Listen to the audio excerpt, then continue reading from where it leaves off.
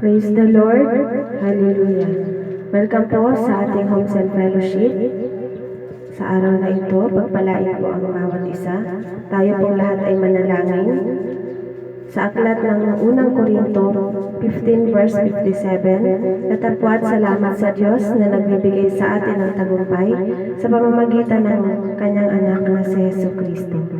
Atin pong pasalamatan ng Diyos sa patuloy na pagbibigay ng tagumpay at proteksyon sa ating simbahan, Glorious Land Ministries, sa buhay ng lingkod ng Diyos, Pastor David O. Matthew, at sa ating buong pamilya at ang lahat ng Kristiyano sa buong mundo. Tayo po ay manalangin. Dakilang Diyos Ama, nagpapasalamat kami sa iyo, O God, sa patuloy mong pagbibigay, Panginoon, ng tagumpay at proteksyon sa aming simbahan, Glorious Land Ministries, sa buhay po, Panginoon, ng iyong lingkod, Pastor David O. Matthew, at sa buong pamilya po ng bawat miyembro, Panginoon, ng simbahan ito, at sa aming mga buhay, Panginoon. Salamat, Panginoon, sa lahat ng nakatutok ngayon, O God, sa aming Home Cell Fellowship. Pinupuri ka namin, Panginoon, pinapasalamatan ka namin, sa pangalan ni Jesus. Amen. Tayo po ay muling manalangin, ating ipanalangin sa Diyos ang patuloy na pagbibigay ng ating pangangailangan ayon sa kayamanan ng biyaya ng Diyos sa ating buhay, pamilya, sa simbahan at sa lingkod ng Diyos, na magkakaroon tayo ng maraming pagpapala sa panahong ito at sa hinaharap. Sabi po sa Efeso 3 verse 20, sa Diyos na makakagawa ng higit kaysa lahat ng maaari nating hilingin at isipin, sa pamamagitan ng kanyang kapangyarihan, maghahari sa atin. Amen. Tayo pong lahat ay manalangin, pasalamatan natin ang Diyos at ipanalangin natin ang sa pagbibigay niya ng ating mga pangangailangan. Let us pray. In the mighty name of Jesus Christ, Lord, aming ipinapanalangin, Panginoon, sa iyong dakilang pangalan, O God, sa patuloy mo po, Panginoon, pagbibigay sa amin ng aming pangangailangan, ayon sa iyong kayamanan, Panginoon, ng iyong biyaya, O God, sa aming mga buhay, sa aming pamilya, at sa simbahan ito, Panginoon, maging sa iyong lingkod, Pastor David O. Matthew, na magkakaroon kami, Panginoon, ng mga pagpapala sa panahong ito at sa hinaharap. Pinapasalamatan ka namin, Panginoon. Pinupuri ka namin, O God, at nawa, Panginoon, sa aming gawain ngayong araw na ito, Panginoon, ay mabless namin ang iyong pangalan, O God. Thank you, Lord Jesus, in the name of Jesus Christ. Amen. Muli po tayong manalangin gamit ang dugo ni Jesus at ang kapangyarihan ng banal na Espiritu na may otoridad sa pangalan ni Jesus. Atasan ang masamang espiritu ng coronavirus na ito ay mamatay mula sa kanyang ugat at hindi na ito kailanman mabuhay. Sabi po sa Job 5 verse 12, kanyang kinataha ang isip ng mapagkataha upang hindi nila maisagawa ang kanilang panukala. Atin pong sirain ang gawa ng kaaway at atin pong ipanalangin na ang coronavirus na ito ay mawala na at bumalik ito kung saan man ito nagmumula at ito ay mamatay na at hindi na kailanman muling mabuhay. Tayo po ay manalangin, gamitin natin ang dugo ni Jesus. In the name of Jesus Christ, Lord, ginagamit namin ang iyong banal na dugo at aming inaatasan, Panginoon, na ang virus na ito, Panginoon, ay mawala na ugad at ito ay mamatay mula sa kanyang ugat at hindi na ito kailanman mabubuhay. Panginoon, amin itong ipinapanalangin sa iyo. Sabi mo nga, ugad, sa Pahayag 12 verse 11, and we overcame him by the blood of the Lamb and by the word of our testimony. Salamat, Panginoon, sa pagdinig mo ng aming mga panalangin. In the name of Jesus Christ. Amen. Panghuli po, palagian nating ipanalangin na balutin ng Diyos ang ating simbahan, Glorious Land Ministry, lingkod ng Diyos, Evangelist David O. Matthew, at ang ating mga buhay at ang ating buong pamilya ng dugo ni Jesus. Sabi po sa Pahayag 12 verse 11, and we overcame him by the blood of the Lamb and by the word of our testimony. Let us pray, balutin po natin ng banal na dugo ang ating mga buhay. In the name of Jesus Christ, Panginoon, hinihingi namin, Panginoon, hinihiling namin sa iyo, dakilang pangalan, Panginoon, nabalutin mo kami, Panginoon, ng iyong banal na dugo, maging sa aming pamilya, Panginoon, sa aming mga kasamahan, Panginoon, sa aming mga kapatiran, O God, sa simbahang ito, Glorious Land Ministry, sa buhay ng aming pastor, Panginoon, maging sa aming buong pamilya, Panginoon. Balutin mo ang bawat isa, Panginoon, iyong banal na dugo, Panginoon. Pinupuri ka namin, pinapasalamatan ka namin sa dakilang pangalan ni Jesus. Amen. Tayo po ay umawit sa ating Panginoon. Awitin po natin ang kay buti-buti mo. Hallelujah. Kay buti-buti mo, Panginoon, sa lahat ng oras, sa bawat araw, ika'y laging tapat kung magmahal. Ang iyong kaawaan ay magpawalang hanggan. Pinupuri din, sinasamba kita, dakilang Diyos at Panginoon. Tunay ngang ika'y walang katulad, tunay ngang ika'y di nagbabago. Mabuti ang Diyos na sa amin nagmamahal.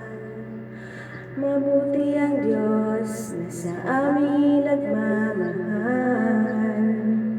Tunay nga, Panginoon, na napakabuti mo. Salamat, O God, at hinihingi namin ang iyong banal na Espiritu, Panginoon, na pangunahan mo kami sa aming Home Cell Fellowship. Sa pangalan ni Jesus. Amen.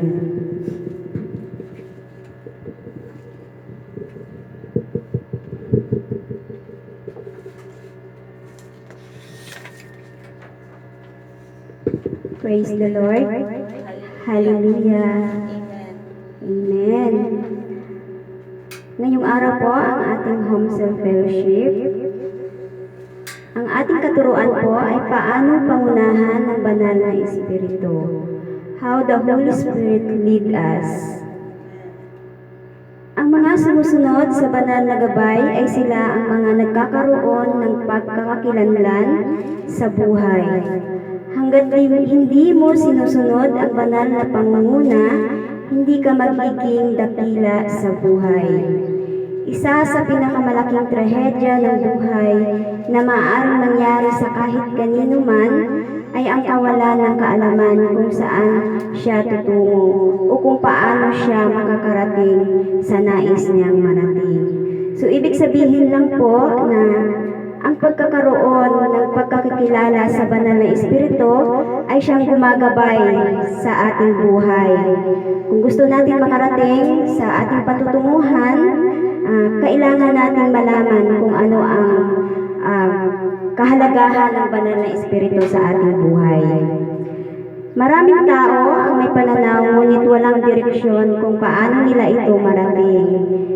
So maraming nangangarap, maraming gustong makarating sa kanilang gustong patutunguhan, pero hindi nila alam kung paano ang direksyon at ang tamang direksyon.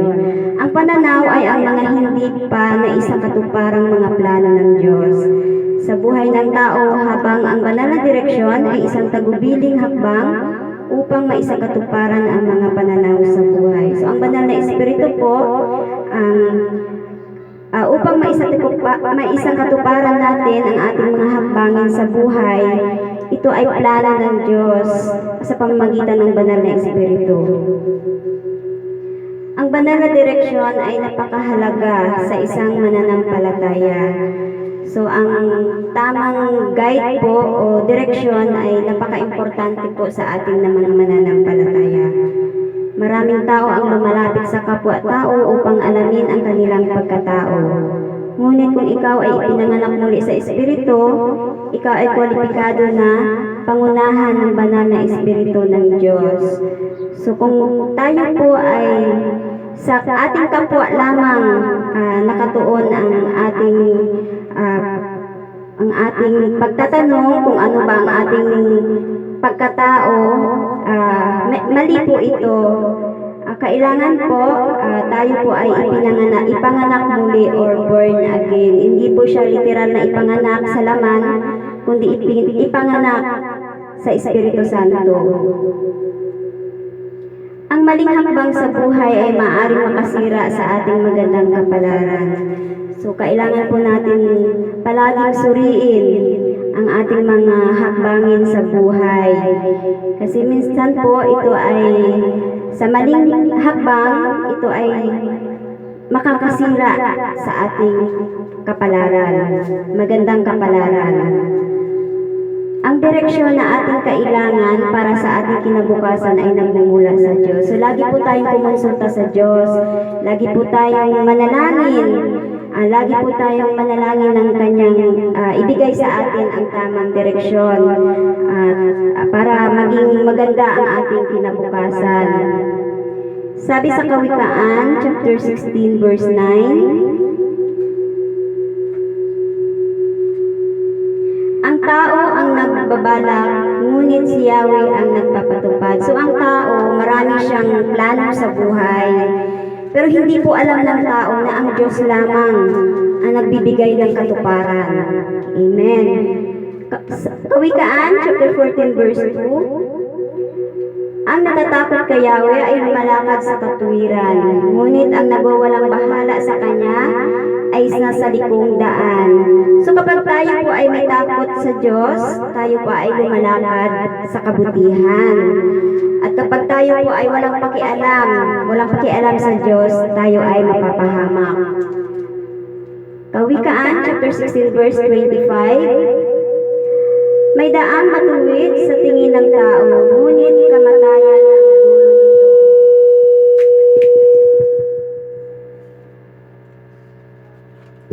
May daang matuwid sa tingin ng tao. So ang tao lagi lang iniisip na tama ang kanyang ginagawa, tama ang kanyang daan, tama ang kanyang mga plano. Ngunit minsan, kung walang patnubay ng Diyos at kung wala talagang patnubay ng Diyos, ito ay nagdudulot ng kapahamakan. So lagi natin isangguni sa Panginoon ang lahat ng plano natin sa buhay. Mga kondisyon upang pangunahan ng banal na Espiritu. Ang taong kwalipikado upang pangunahan ng banal na Espiritu ay kailangan, una, ipanganak muli or be born again. So, ibig sabihin na ipinanganak muli o born again, hindi po siya literal na ipinanganak sa laman. Ito ay ipinanganak sa pamamagitan ng Holy Spirit o banal na Espiritu. Ang banal na Espiritu ay hindi maaaring manguna sa isang makasalanan. So, ang Holy Spirit po ay hindi po siya nag-lead sa mga taong makasalanan. Pangungunahan ka lamang ng banal na direksyon kapag ikaw ay pinanganak muli. So, ibig sabihin lang po, ang Holy Spirit ay tayo ay ginaguide o nag-lead sa atin sa tamang direksyon kung tayo po ay ipinanganak muli. Sabi sa Gawa, chapter 2, verse 38,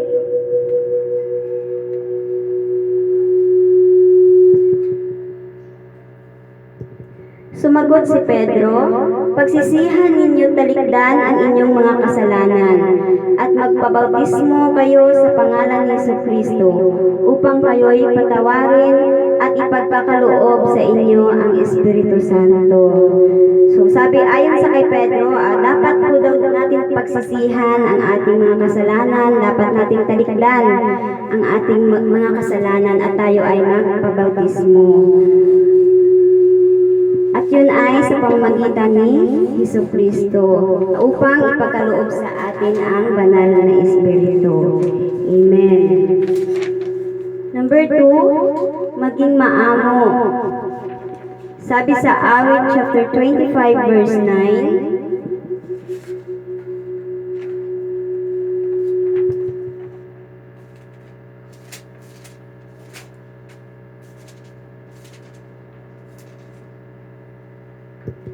sa mababang loob, siya yaong gabay at nagtuturo ng kanyang kalooban. So, ibig sabihin lang po, kung tayo po ay taong mapagpakumbaba, siya ang nagtuturo sa atin ng kanyang kalooban. So, ibig sabihin lang huwag tayong magiging mapagmataas. Kasi kapag tayo po ay magiging mapagmataas, walang mag-guide sa atin ng Holy Spirit. Ang Diyos ay hindi maaaring manguna sa isang mapagmataas na tao. So sabi lang dito na ang Panginoon, hindi niya pangungunahan ang mga taong mapagmataas. Sabi nga niya sa kanyang salita, na ang taong mapagmataas ay kanyang ibinababa at ang taong kapagpakumbaba ay kanyang itinataas. Amen. Marami ang hindi tinatamasa ang banal na direksyon sa paraang alam ng Diyos na kung pangunahan sila ng Diyos, sila ay hindi susunod. So, ibig sabihin po na yung may mga ibang naliligaw ng landas, napupunta sa masama kasi hindi sila sumusunod sa kung ano ang plano ng Diyos sa buhay nila. Ibig sabihin lang po na meron silang may sarili silang gusto sa buhay nila, na gusto nila yun lang ang masusunod.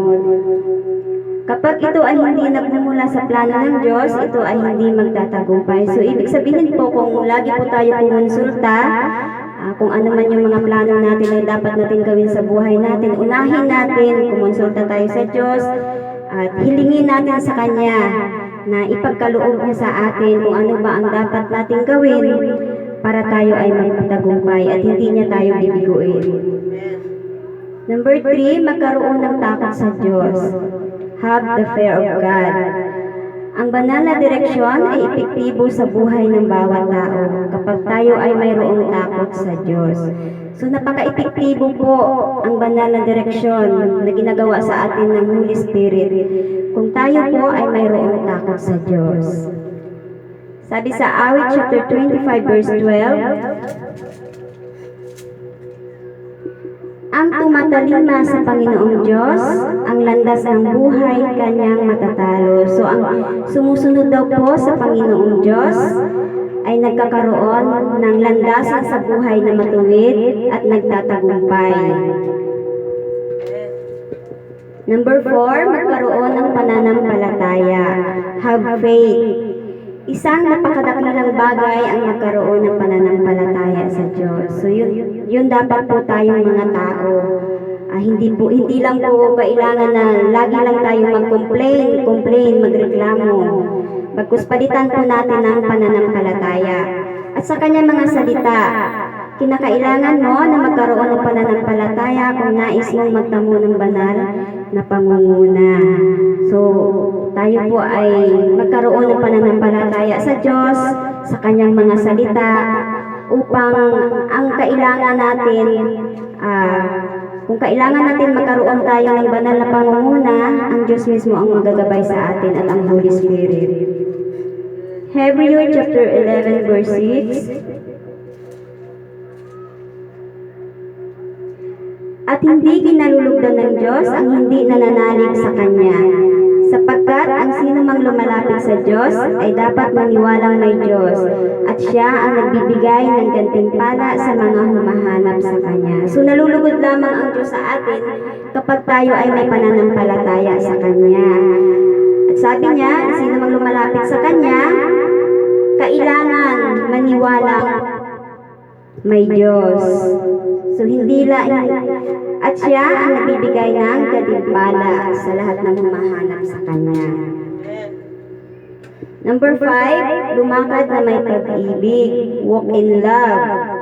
Sabi sa unang 1, chapter 4, verse 8, kung sinasabi natin tayo walang kasalanan, dinadaya natin ang ating sarili. At wala sa atin ang katotohanan. So hindi po natin maitatanggi na lahat po tayo ay nagkasala. At sabi niya, kung sino man daw ang nagtatanggi na nagkasala siya, dinadaya niya lang ang kanyang sarili. Dahil sa paningin ng Diyos, siya lamang ang nakakaalam na tayong lahat ay nagkasala. Hindi tayo pwedeng wala tayong lihim sa Panginoon. Siya ang nakakaalam ng lahat. Wala tayong lihim na maitatago sa Diyos. Huwag magkimkim ng puot. Ibigin ang Diyos at ang kapwa-tao. Upang pangunahan tayo ng banal na Espiritu, kinakailangan natin magkaroon ng pag-ibig. So, ibig sabihin lang po na huwag nating panatilihin na mamuhay sa puot at ibigin natin ang ating Panginoong Diyos at ang ating kapwa-tao. Di ba nga, Jesus is love?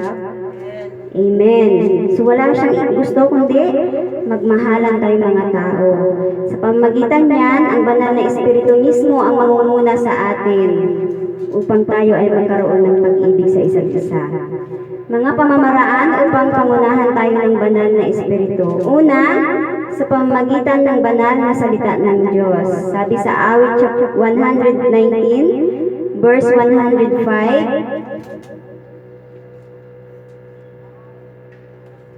salita mo'y isang tanglaw sa akin ang patnubay, liwanag na tumatanglaw sa landas kong daraanan.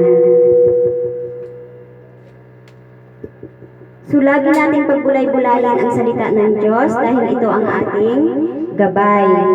2 Corinthians chapter 6 verse 14.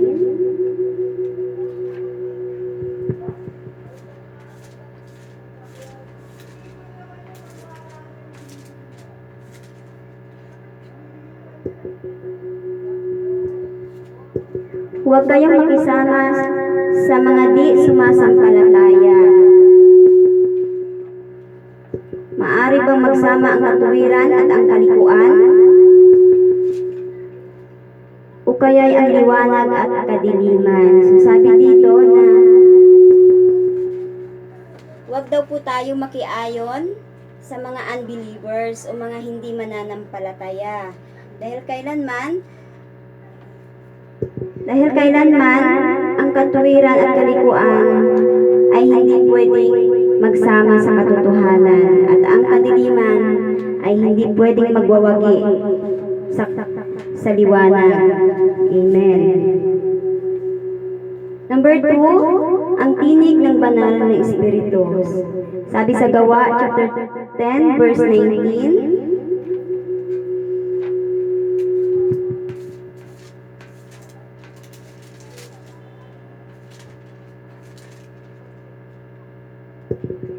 pinagbubulay-bulayan pa ni Pedro ang pangitain nang sabihin sa kanya ng Espiritu, may tatlong lalaking naghahanap sa iyo. Number 3, ang pagsaksi ng banal na Espiritu. Romans chapter 8 verse 16.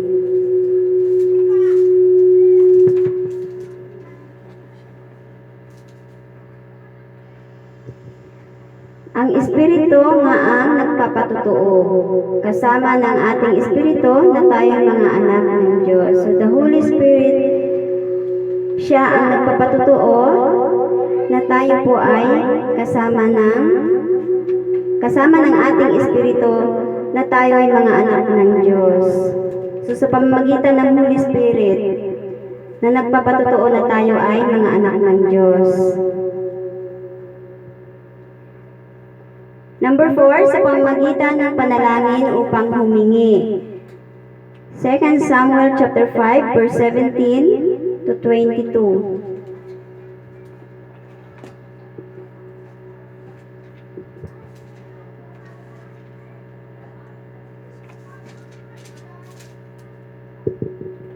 Nang mabalitaan ng mga Palesteo na si David ay kinilala ng hari ng Israel, binuo nila ang kanilang hukbo upang sila'y digmain. Umabot ito sa kaalaman ni David. Kaya't nagpunta siya sa isang kuta. 18, dumating ang mga Palesteo at humanay sa kapatagan ng Rephaim. Sumangguni si David kay Yahweh, lalabanan ko ba ang mga Palesteo? Malulupig ko ba sila? Tanong ni David. Sumagot si Yahweh, lusubin mo at magtatagumpay ka. Lumusog nga si David at tinalo niya ang mga Palesteo sa Baal Perazim. Sinabi niya Sinagasa ni Yahweh ang aking kaaway, parang ilog na umaapaw sa kanyang mga pampang. Kaya Baal Perazim ang itinawag sa dakong iyon.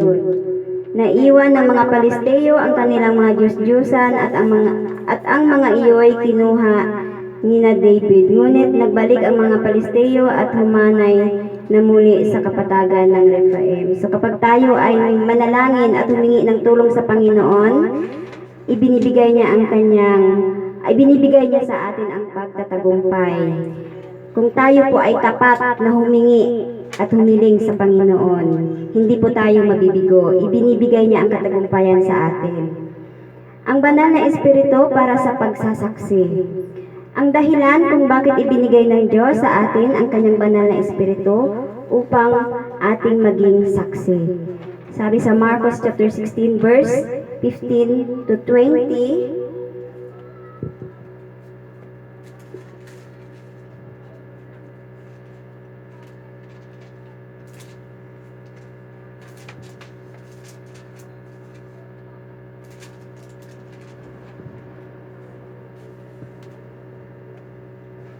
At sinabi ni Jesus sa kanila, humayo kayo sa buong sanlibutan at ipangaral ninyo sa lahat ang mabuting balita.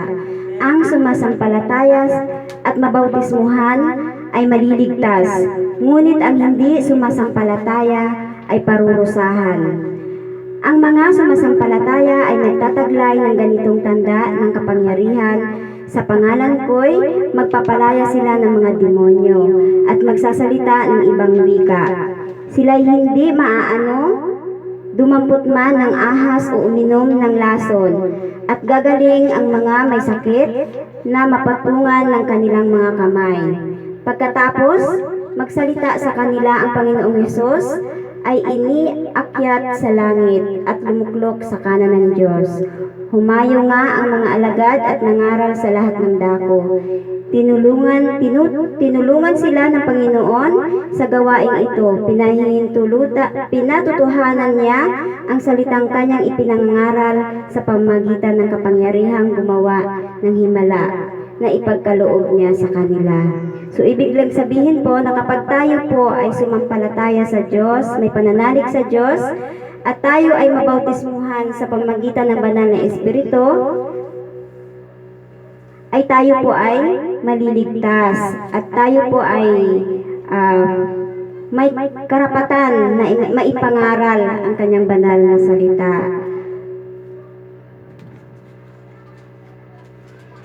Hindi po tayo maaaring mangaral ng kanyang banal na salita kung wala tayong pananampalataya sa Diyos.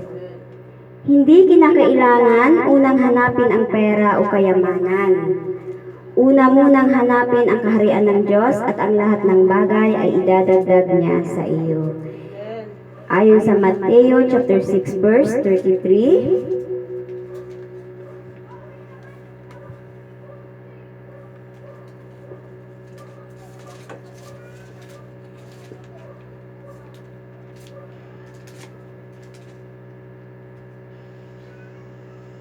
ngunit pag sumakita ninyo ng higit sa lahat ang pagharian kayo ng Diyos at mamuhay ng ayon sa kanyang kalooban at ipagkakaloob niya ang lahat ng kailangan ninyo. So ibig sabihin lang po, bago ang kayamanan, unahin muna nating hanapin ang kaharian ng Diyos at ang kanyang kabutihan. At ang lahat ng bagay na yan na ating hihilingin sa kanya ay kanyang idadagdag. Amen. Mapagpalang pagsama-sama mga minamahal ng Diyos. Announcement. Always follow Pastor's Facebook, YouTube, and Messenger instruction.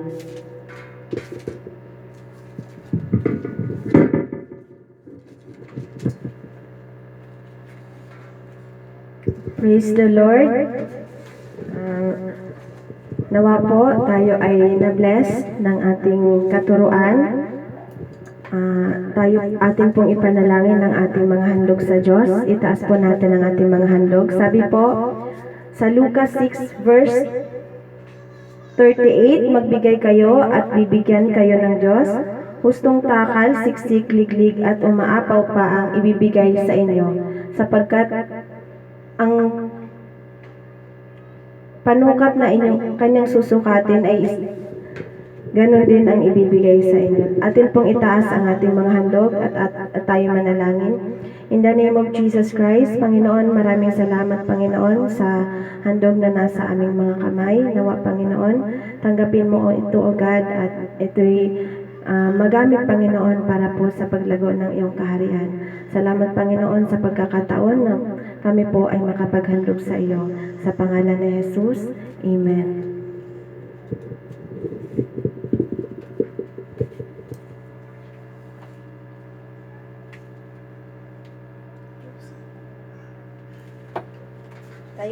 Tayo po ay manalangin sa pagtatapos po ng ating Home Cell Fellowship.